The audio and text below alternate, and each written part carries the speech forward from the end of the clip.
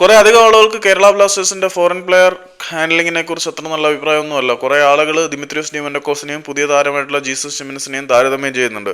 ഇതിനെക്കുറിച്ച് കേരള ബ്ലാസ്റ്റേഴ്സിന്റെ സ്പോർട്ടിംഗ് ഡയറക്ടറായ കരോലിസ് കിങ്സ് ടൈംസ് ഓഫ് ഇന്ത്യയിൽ പറഞ്ഞിരിക്കുന്ന വാക്കുകൾ എന്തൊക്കെയാണെന്ന് നോക്കി കഴിഞ്ഞാൽ, ഡിമന്റക്കോസിനെ സംബന്ധിച്ചിടത്തോളം ടീം വിടുക, അതായത് ദിമിത്രിയോസ് ഡിമന്റക്കോസിന് കേരള ബ്ലാസ്റ്റേഴ്സ് വിടുക എന്നുള്ള തീരുമാനം അദ്ദേഹത്തിന്റെ സ്വന്തമായിരുന്നു. അദ്ദേഹം കേരള ബ്ലാസ്റ്റേഴ്സ് വിടാൻ തീരുമാനിക്കുകയായിരുന്നു. ആ സമയത്താണ് നമുക്ക് ഒരു റീപ്ലേസ്മെന്റ് എന്ന ചലഞ്ച് മുന്നിലേക്ക് വന്നത്. ഈ ഒരു സാഹചര്യത്തിലാണ് നമ്മൾ ജീസസ് ജിമിനസിനെ കണ്ടെത്തി കൊണ്ടുവന്നത്. അദ്ദേഹം ടീമിലേക്ക് ക്വാളിറ്റിയും എനർജിയും കൊണ്ടുവരും എന്ന് തന്നെയാണ് ഞാൻ ഉറച്ചു വിശ്വസിക്കുന്നത്. അദ്ദേഹം ദിമിക്ക് തീർച്ചയായിട്ടും മികച്ചൊരു റീപ്ലേസ്മെന്റ് തന്നെയാണ് എന്ന് നമ്മുടെ കരോലിസ് വിശ്വസിക്കുന്നുണ്ട്.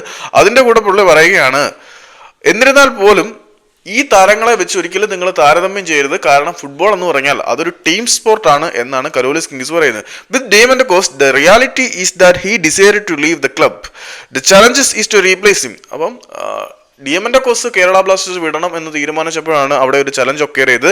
Jiménez bring quality, new energy and should be an equally good replacement.